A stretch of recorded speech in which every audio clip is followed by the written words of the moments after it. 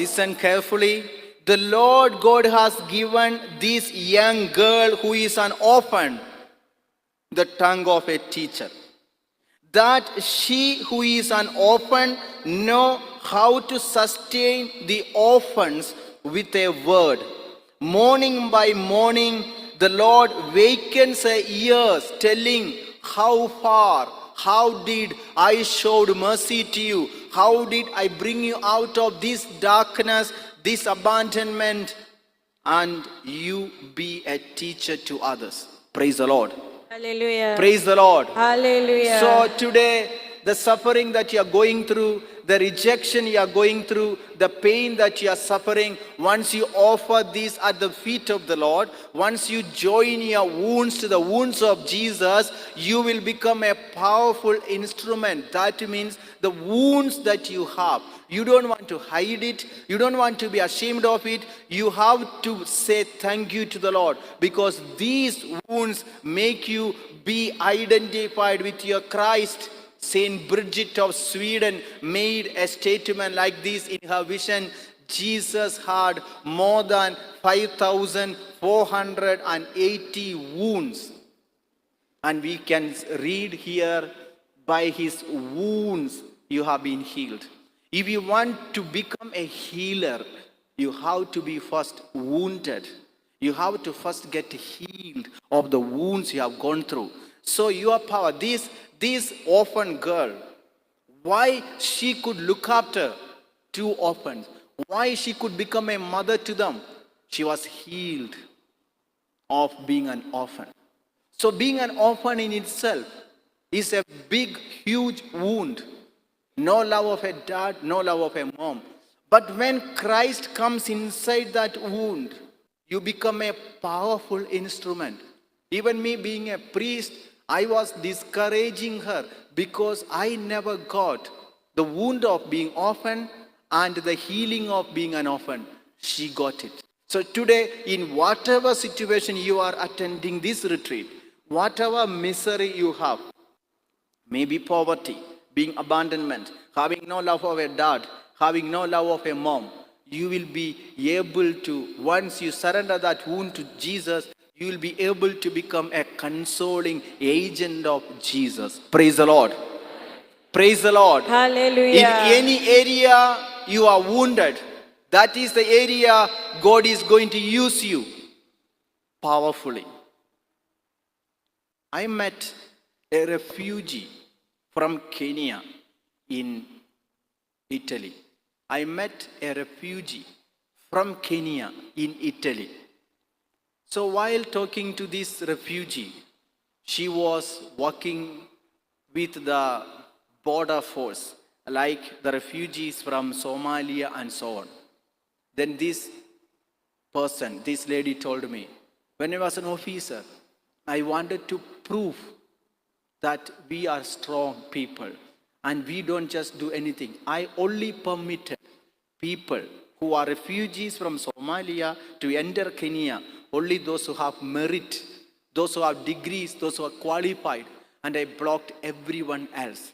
When civil war broke out in Somalia, they used to cross to Kenya. I was on the border force, and I wanted to prove that I am a capable officer.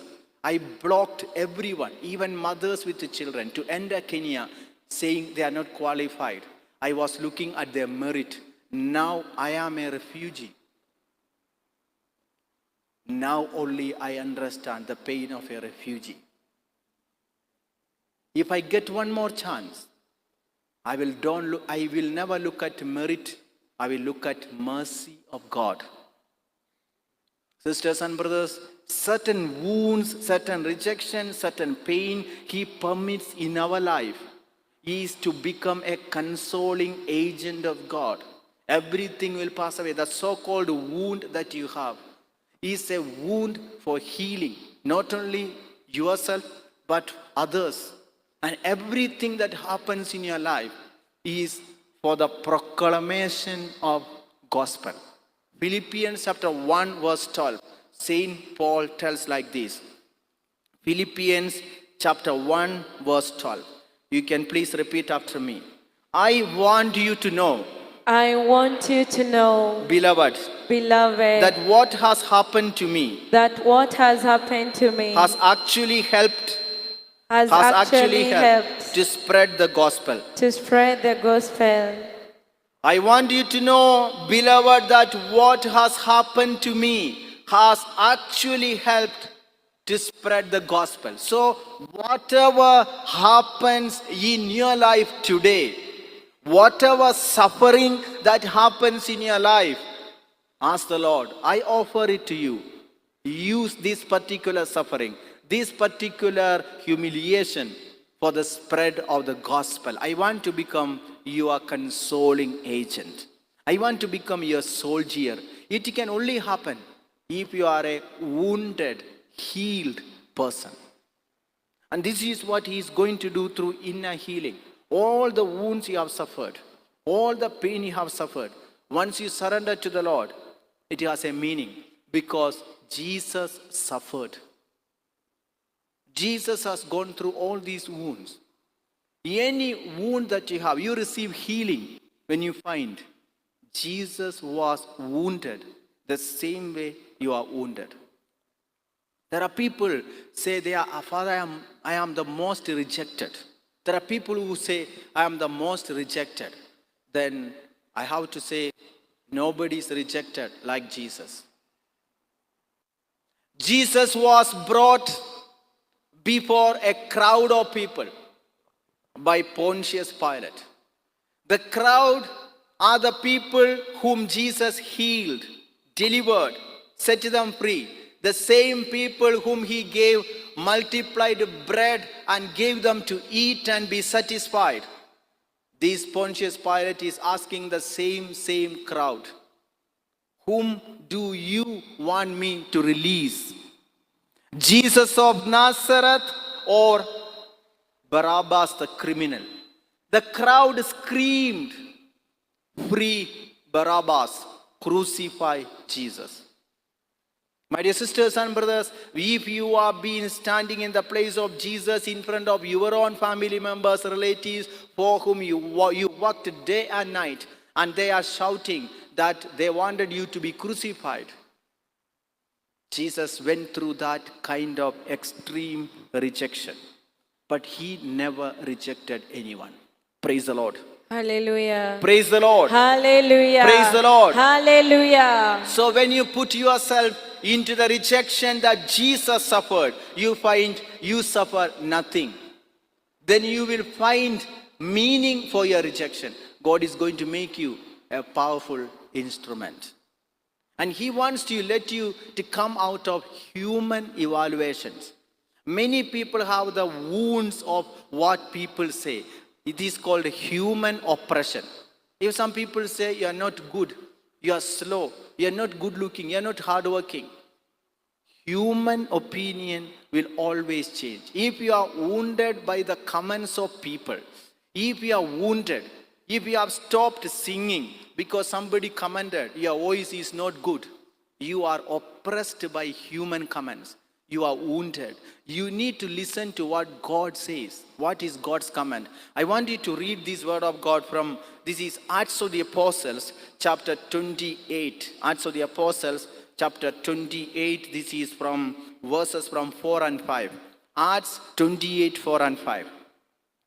This is about Paul reaching the island of Malta after the shipwreck. Let me read this word of God. When the natives saw the creature hanging from his hand, they said to one another, "This man must be a murderer. Though he has escaped from the sea, justice has not allowed him to live." They were expecting him to swell up or drop dead. But after they had waited a long time and saw that nothing unusual had happened to him, they changed their minds and began to say that he was a god. Saint Paul, on his missionary journey to Malta, he involved in a shipwreck and he went into Malta. Actually, his journey was to Rome. He reached Malta, the island. The Maltese are not Christians, they are strangers. So Paul reaching this island. So because it was cold, he started to get some warmth through the fire that they were burning. Immediately an adder, the serpent has, this adder has made round on his hand. Now what happened? They are making a comment, they are telling, because Paul is a stranger to him, they are saying that he is a murderer. That is why the serpent has rounded his hand and he will die. Because he may have committed murder, he is trying to escape justice, so he will be died. The justice is not permitting him to live, so they called him a murderer. They don't know anything about Paul. They saw a serpent has just coiled his hand. Then they found that after 2 days, even 2 days, nothing has happened. Then they started to say, the same people calling Paul a murderer, within 2 days they are saying he is a god. Is it right? Both are wrong. He is not a murderer, he is not God. This is what people say. If you are going to listen to what people say, their lies, their comments, you will be eternally wounded. They don't know what you are, who you are, why God created you. It's only God. So many are wounded because of the comments of the people. It can be by your husband, your own dad, your mom, your siblings, your co-workers, your co-singers, your co-intercessors. People may make so many comments. If you are looking at it, you will only believe in lies, and in these lies you will be oppressed. I know there are so many people, they are paralyzed spiritually and emotionally because of the comments made by people. And these are the comments they do. The same people who called Paul murderer, the next moment they are calling God. Even you yourself have experiences, people who may have called you a thief. You have never stolen anything, but that word is still hurting you. But what does God is telling? Surrender all those comments made by people at the feet of the Lord. That's why in the scripture we read, this is Isaiah chapter 51 verse 7. You can repeat this healing word of God. The Lord is telling you, do not fear the reproach of others. Everybody together, do not fear the reproach of others. Do not be dismayed when they revile you. Do not be dismayed when they revile you. The Lord is telling you should not look at what people say. What people say. Isaiah 2:22. Turn away from mortals who have only breath in their nostrils, for of what account are they? The human comments, the comments of negative comments, if it has been really put you into trouble, remember, you have to look at what God says. Jeremiah 29:11, for I know the plans I have for you. A plan for your welfare, not for destruction. Saint John Maria Vianney, a powerful priest, but for his fellow priests, he was a stupid person. They openly called him stupid. But we know God called him a saint. A saint. So anyone who is here listening to this word of God, God has a plan for you. God has a plan. God has a plan. When Pope Francis was giving a retreat for the priests on the Year of Mercy, I was also attending that retreat. He said, one of the most powerful photos, the drawings he liked is the call of Matthew, the tax collector. There's a beautiful drawing in Vatican. So he was explaining about that picture, where in that picture, Jesus is entering into the room where Matthew was collecting tax. So Jesus is entering and Matthew is pointing to himself. Matthew is asking Jesus, is it to me you are calling? Because he's collecting tax. There are many people. So but Jesus is looking at Matthew and Matthew is questioning himself. So Pope Francis was interpreting like this. When Jesus entered into the room where Matthew was collecting tax, Matthew could not believe that Jesus can call him. So Matthew is telling Jesus, do you know who I am? I am a tax collector. I'm an outcast. I'm a sinner. People hate me. Nobody gives me any value. If you call me, even those who are with you, they will desert you because people, they don't want to associate with me. You are mistaken. Maybe it is not you whom you wanted. Jesus said, Matthew, I know who you are. Come, follow me.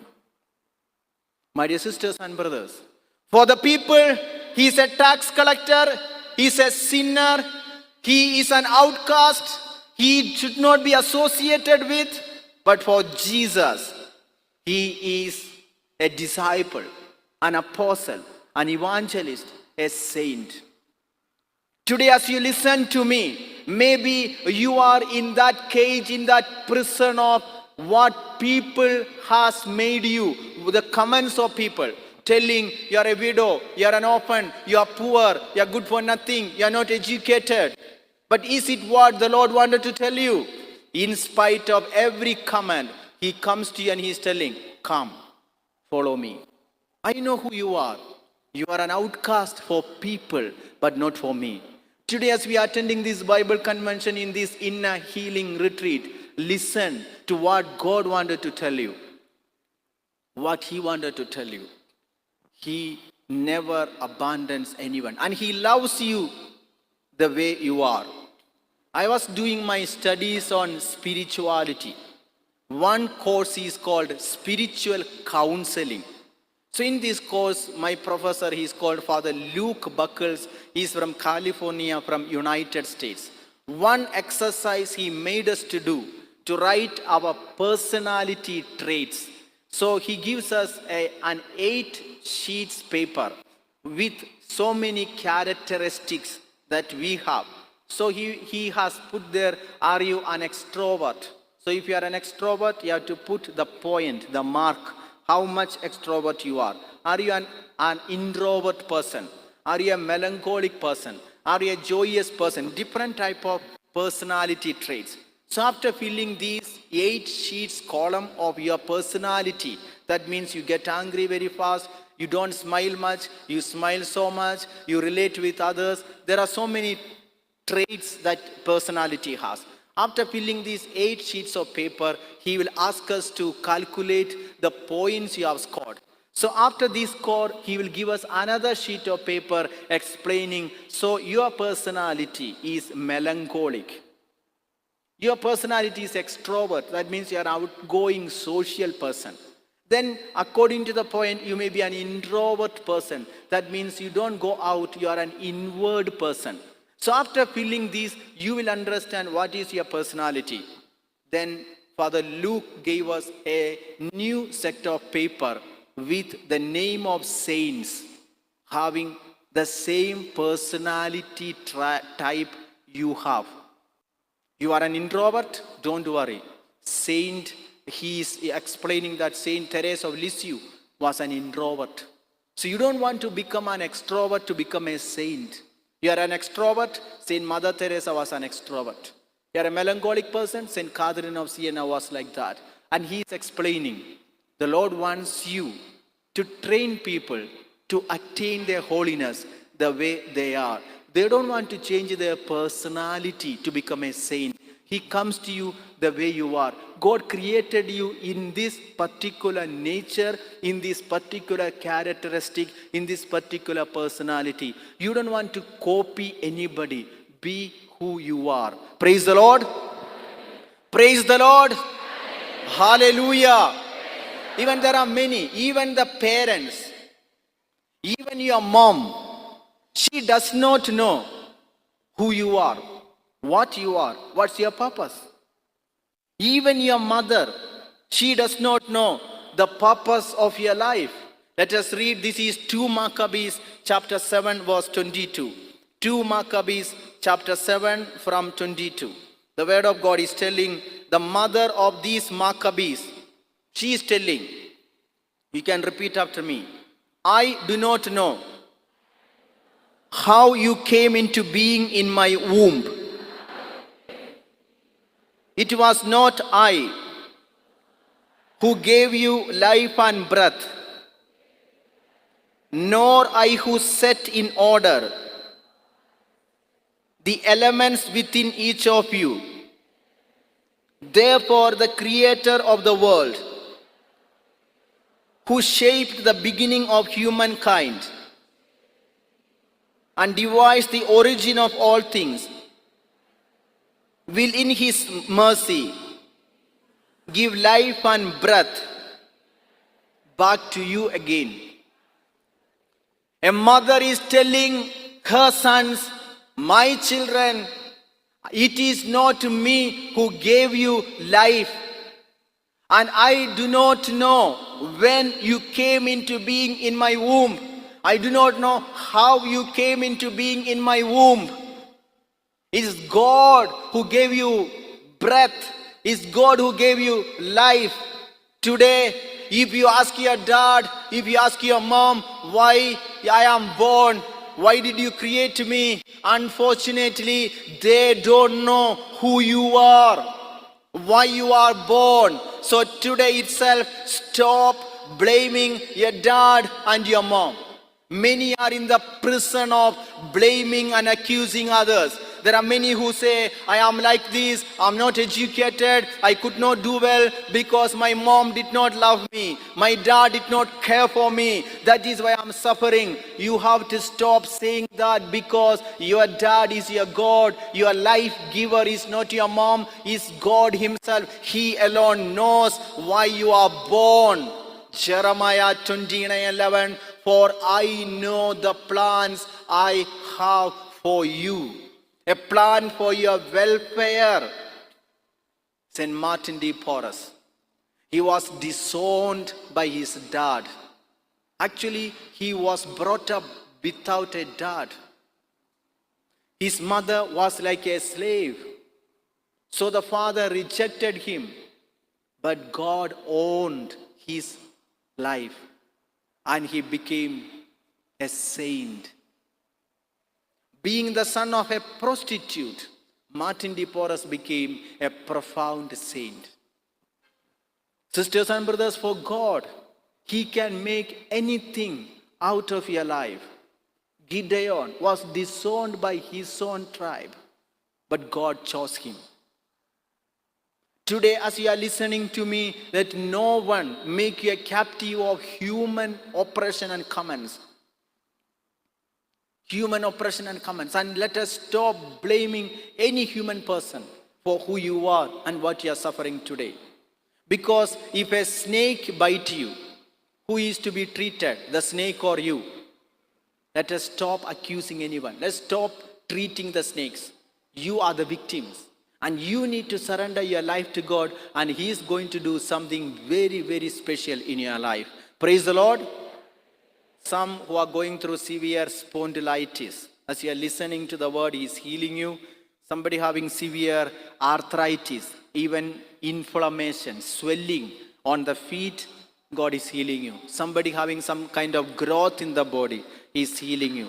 Somebody having a heart-related problem, you are even using a pacemaker, you have already done a surgery, God is healing you, giving recovery for your heart problem. Somebody has done a kind of a chemotherapy because of your cancer, and you are suffering the after effects of this treatment. God is giving you complete healing of the treatment you are going through. We are talking about inner healing. Let us surrender every comment people made at the feet of the Lord. Nobody knows who you are except your God. So no human comment may oppress you. There are people who say, Father, I think I am cursed. But remember, Galatians 3:13, all the curses have come upon Christ, who became a curse for us. So no human word, no human comment can oppress us once we surrender and submit our life at the feet of the Lord, because we are what God created us. I am His child. I am His creation. I'm not a slave. I am not a fatherless child. I belong to my Father, God the Father. One day, one boy, the mother brought to me this boy. This boy was abusing drugs and taking alcohol. So the mother wanted that we pray for this boy. So the boy was brought. He was almost 17, 18 years. So when we started to pray for him, I just asked him, but after all, why do you take drugs? Don't you know that when you take drugs, you are destroying yourself? Don't you know that your body is the temple of the Holy Spirit? Why do you destroy yourself? Then immediately he told me, but Father, nobody loves me. I don't know who is my dad. He does not care for me. I don't have a purpose in my life. Father, can you tell me why I am born?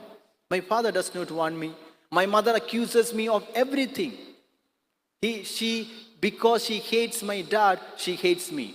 Father, even if I take drugs, because there is no one. I don't have a purpose in my life.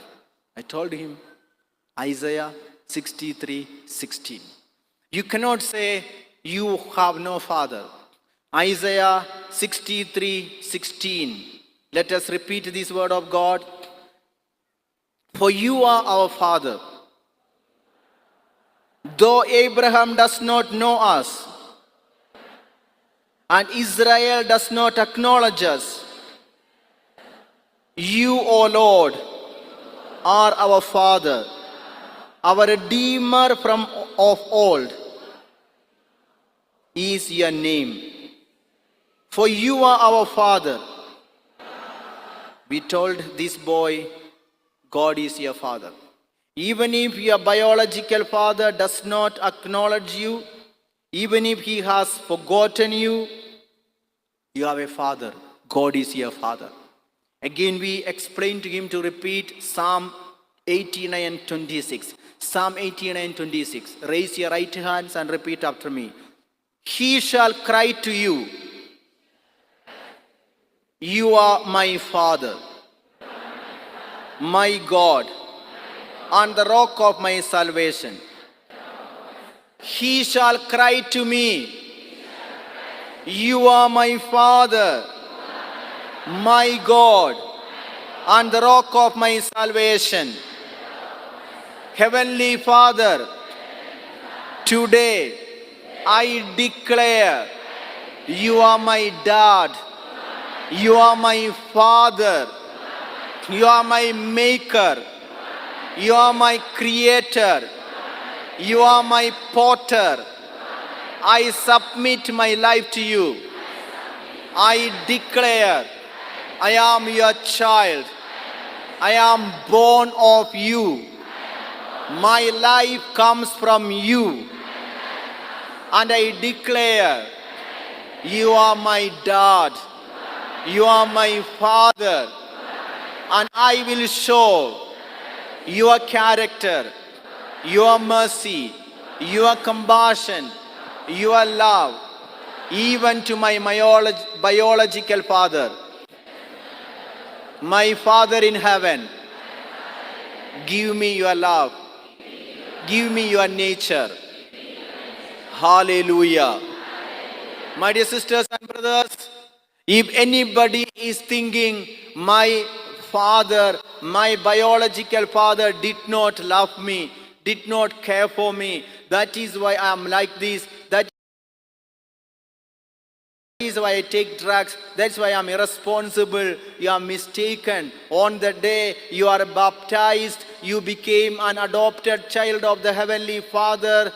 you became the child of Jesus, you became the child of the Holy Spirit, and you need to show and express the character of Holy Trinity One God, because He is there to heal you, to protect you. That's why the scripture says, Psalm 27:10, even if your father or mother forsake you, I will not forsake you. I will not forsake you. As long as your God never forsakes you, you have all the reason to submit your life to the Father God. Praise the Lord. Praise the Lord. Praise the Lord. Even there are people who say, I am like this because my mother did not love me, because my mother did not care for me. But you have to know, your God is your mom. There are people, since immediately they are born, they have been brought up by their grandmother, they have been brought up by their uncle or aunt, and they feel that emptiness, that sorrow, that void. But God is your mother. That is why we read in Isaiah chapter 49, verses from 15. Can a mother forget her nursing child? Even if she forgets, I will not forget you. Raise your right hand and repeat after me. Can a woman forget her nursing child? Or show no compassion for the child of her womb? Even these may forget, yet I will not forget you. Isaiah 66, 12 and 13. Continue to repeat, raise your hands. For thus says the Lord. For thus says the Lord. I will extend prosperity to her. We are talking about inner healing. Let us surrender every comment people made at the feet of the Lord. Nobody knows who you are except your God. So no human comment may oppress you. There are people who say, Father, I think I am cursed. But remember, Galatians 3:13, all the curses have come upon Christ, who became a curse for us.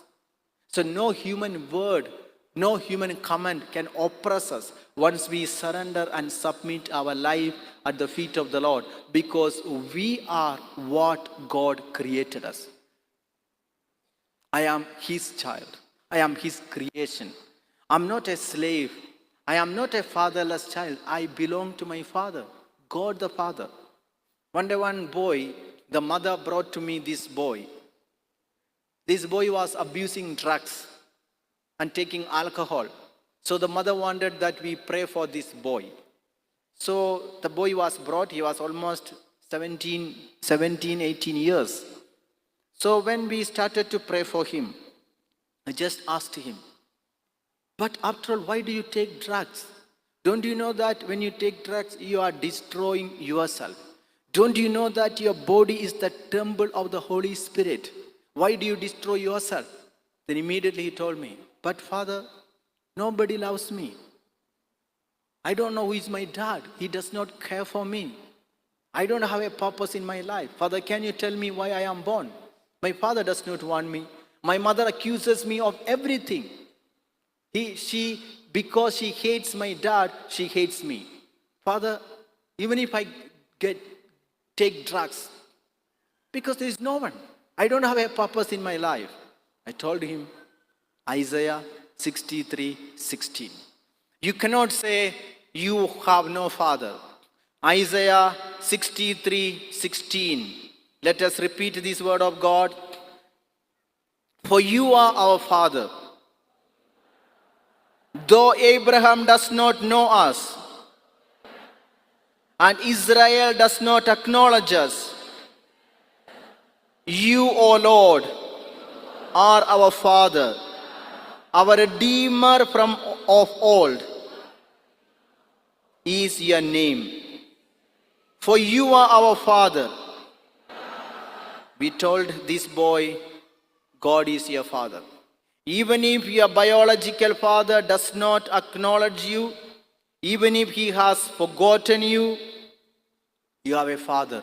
God is your father.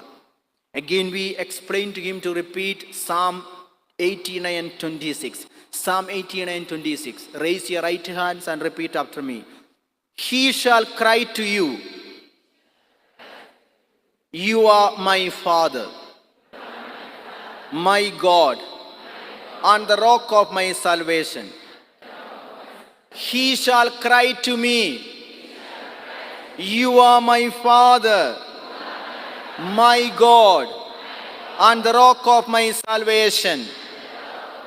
Heavenly Father, today I declare you are my dad, you are my father, you are my maker, you are my creator, you are my potter. I submit my life to you. I declare I am your child. I am born of you. My life comes from you. And I declare you are my dad. You are my father. And I will show your character, your mercy, your compassion, your love, even to my biological father. Praise the Lord. Praise the Lord. Praise the Lord. So when you as a dad or mom, when you get out of a particular sin, a particular habit, your generation is going to be blessed. Your generation is going to be set free. So any kind of character that you find is with you, there's a root cause in it. I met a particular candidate. She was always having stomach-related problem. The formators take her for treatment. Sometime it's okay, again it comes back. Then during the inner healing retreat, the Holy Spirit revealed that she was being sexually abused by her stepbrother, who was from the first wife. Stepbrother. She was abused when she was young. Later on, she joined the convent to become a nun. Because of fear, she never told this to anyone. But she kept hatred towards this stepbrother. She did not forgive herself. She kept that self-pity and self-hatred. She hated her stepbrother, thus she hated herself. She did not forgive her brother. She did not forgive herself. So it affected her physically. That is why even psychologists say what our mind hides, the body will bring it out. So if we hide any kind of wounds of rejection, wounds of abuse, these are called psychosomatic diseases. Psycho means mind, soma means body. That means our mind and body are interrelated. If our mind does not forgive, our body becomes sick. That is why I have heard people saying, Father, I am sick. I go to hospital, I take medicine, still I am sick. If you have a sickness and medicine cannot heal you, your sickness is not just physical, but it is spiritual, it is emotional. If anybody is saying you are sick and doctors cannot help you, medicine cannot help you, or the help the medicine gives is temporary. After short time, that same sickness is recurring, again coming to you. That means there is something more than physical. There is something emotional. There is something spiritual. There is something that is related to your mind. Your mind is wounded. And there is no science, there is no technology, there is no doctor who can heal your mind. It's only Jesus who is the same yesterday, today and forever. He is the Alpha and the Omega. He is the only one who knows your past. Your past is present before Jesus. Look at one of his name. His name is called the Great I Am. The Great I Am. He is the God of the present. He knows how to do something new on this present time. Father Biju was quoting Isaiah 43, 18 and 19. After the penitential service, the scripture says, do not remember the former things or consider the things of old. I am about to do a new thing. Now it springs forth. I will make a way in the wilderness and rivers in the desert. Our God is the God of impossible things. Our God is the God of miracles. He will make a way in the wilderness. Wilderness is a place where there is no way. Desert is a place where there is no water. And God is going to create rivers in the desert, provided you forget the things of old. You submit that abusive experience in your life. You surrender that witchcraft experience at the feet of the Lord. You submit that particular sin you involved in. The sect, the satanic cult you have joined. Just submit at the feet of the Lord. He is going to do something new in your life. He can do something new because he said, John 6 from 55, he said, if you eat of my body, if you drink of my blood, you will have new life. Praise the Lord. Your body becomes new. The sin, the body that you committed, the sins you committed in your mortal flesh, when you receive Jesus in the Eucharist, your body becomes new. You are no longer the new old person. 2 Corinthians 5 from 16, we read, those who are in Christ Jesus, they are a new creation. The old is passed away. That means the only God who promised to give you a new body is Christ. A new body is Christ. A new blood is Christ. And when you submit your life to Christ, He will wipe those oppressive feelings of the past, those oppressive sins of the past. Praise the Lord. Praise the Lord. That's why Jesus said, Nicodemus, unless you are being born again, you cannot enter the kingdom of God. To be born again means to submit your old, past, sinful life, sinful memories at the feet of the Lord.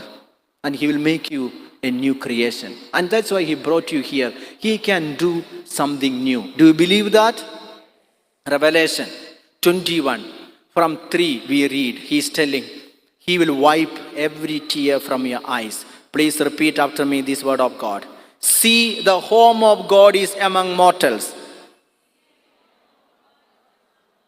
He will dwell with them as their God. You can repeat loud.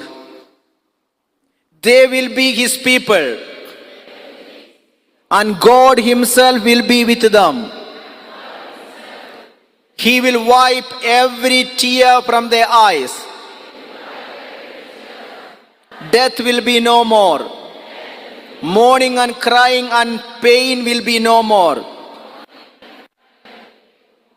For the first things are passed away. See, I am making all things new.